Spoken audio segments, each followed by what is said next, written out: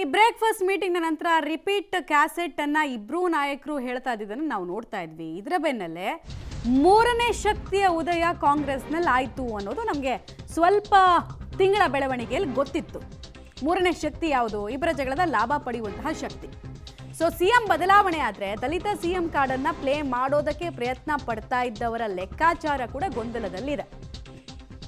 ಅದರಲ್ಲೂ ಸಿದ್ದರಾಮಯ್ಯ ಅವರ ಆಪ್ತ ವಲಯ ಈ ದಲಿತಾಸ್ತ್ರವನ್ನು ಪ್ರಯೋಗ ಮಾಡ್ತಾ ಇದ್ರು. ಬಟ್ ಏನೇ ರಾಜ್ಯ ಆದರೂ ಕೂಡ ಸಿಎಂ ಮತ್ತು ಡಿ ಸಿ ಎಂ ನಡುವೆನೇ ಆಗುತ್ತೆ. ಪ್ರಬಲ contender D C M D K ಶಿವಕುಮಾರೇ ಹೊರತು ಬೇರೆ ಯಾರಿಗೂ ಅವಕಾಶ ಇಲ್ಲ ಅನ್ನೋದನ್ನು ಹೈಕಮಾಂಡ್ ಆಗಾಗ ನಿರೂಪಿಸ್ತಾ ಬರ್ತಾ ಇದೆ.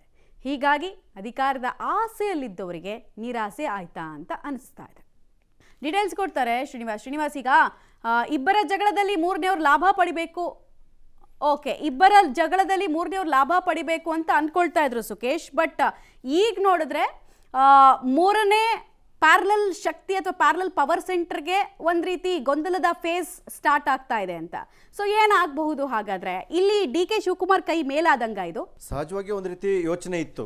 ಏನಾದರೂ ಸಿಎಂ ಬದಲಾವಣೆ ಅನಿವಾರ್ಯ ಆದರೆ ಅಲ್ಲೂ ಒಂದು ಕಾರ್ಡ್ ಪ್ಲೇ ಮಾಡಬೇಕು, ಅದು ದಲಿತ ಕಾರ್ಡ್ ಅನ್ನುವಂಥದ್ದು. ಅಂದರೆ ದಲಿತ ಸಿಎಂ ಇದುವರೆಗೆ ಅವಕಾಶ ಸಿಕ್ಕಿಲ್ಲ, ಈ ಬಾರಿ ಕೊಡಿ, ಶೋಷಿತ ಸಮುದಾಯದ ನಾಯಕರನ್ನೊಬ್ಬರನ್ನು ತೆಗೆಯುವಾಗ ದಲಿತರಿಗೆ ಅವಕಾಶ ಕೊಡಬೇಕು ಅನ್ನುವಂಥ ಒತ್ತಡ ಮಾಡಬೇಕು ಅನ್ನುವಂಥದ್ದು. ಆದರೆ ಅದು ಒಂದು ರೀತಿ ಪ್ರತ್ಯೇಕವಾಗಿ ಗುರುತಿಸಿಕೊಂಡ ತಂಡವೂ ಅಲ್ಲ. ಸಿಎಂ ಆಪ್ತ ವಲಯದಲ್ಲೇ ಇದ್ದುಕೊಂಡು ಒಂದು ರೀತಿಯ ಥರ್ಡ್ ಫ್ರಂಟ್ ಅನ್ನೋ ರೀತಿಯಲ್ಲಿ ಅಲ್ಲಿಂದ ದಲಿತ ಕಾರ್ಡನ್ನು ಪ್ಲೇ ಮಾಡ್ತೀವಿ ಅನ್ನೋಂಥ ಲೆಕ್ಕಾಚಾರ. ಆದರೆ ಹೈಕಮಾಂಡ್ ಇದೆಲ್ಲವನ್ನು ಕೂಡ ಸೂಕ್ಷ್ಮವಾಗಿ ಅಳೆದು ತೂಗದಂತೆ ಕಾಣಿಸ್ತಾ ಇದೆ.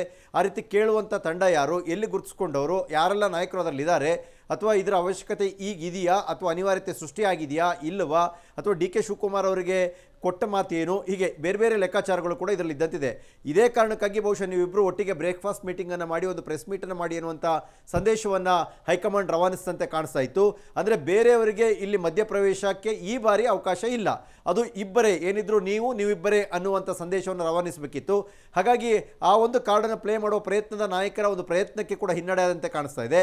ಸಹಜವಾಗಿ ಇದು ಸ್ವಲ್ಪ ಮಟ್ಟಿಗೆ ಡಿ ಕೆ ಶಿವಕುಮಾರ್ ಅವರಿಗೆ ಶಕ್ತಿ ತುಂಬಿದ್ರು ಕೂಡ CM and D C M ಹಿಂದಿನಿಂದ ಕೂಡ, ಅಂದರೆ 2023 ಚುನಾವಣೆ ಸಿದ್ಧತೆಯಿಂದ ಸಿದ್ದರಾಮಯ್ಯ ಮತ್ತು ಡಿ ಕೆ ಶಿವಕುಮಾರ್ ಅನ್ನುವ ಫಾರ್ಮುಲಾ ಏನಿತ್ತು, ಅದೇ ಫಾರ್ಮುಲಾ ಈ ಅವಧಿ ಮುಗಿಯುವವರೆಗೂ ಮುಂದುವರಿಯುತ್ತೆ ಅನ್ನುವಂಥ ಒಂದು ಸ್ಪಷ್ಟ ಸಂದೇಶವನ್ನು ಹೈಕಮಾಂಡ್ ರವಾನಿಸಿದಂತೆ ಕಾಣಿಸ್ತಾ ಇದೆ. ರೈಟ್, ಥ್ಯಾಂಕ್ ಯು ಸುಕೇಶ್, ತಮ್ಮೆಲ್ಲ ಮಾಹಿತಿಗೆ ಧನ್ಯವಾದ.